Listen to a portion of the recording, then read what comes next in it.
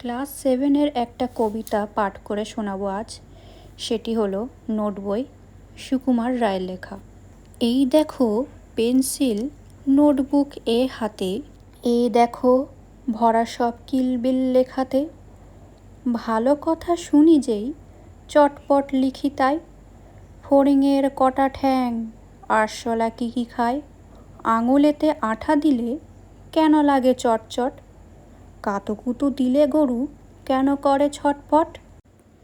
দেখে শিখে পড়ে শুনে বসে মাথা ঘামিয়ে, নিজে নিজে আগাগোড়া লিখে গেছি আমি।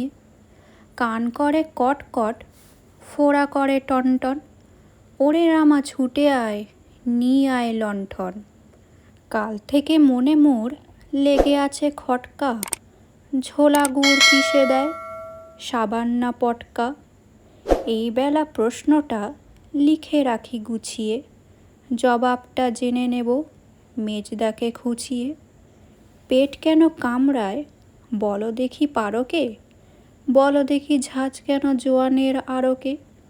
তেজপাতাতে তেজ কেন, ঝাল কেন লঙ্কায়, নাক কেন ডাকে আর পিলে কেন চমকায়। কার নাম দুন্দুবি, কাকে বলে অরণি, বলবে কি তোমরাও নোট বই পড়নি। ধন্যবাদ।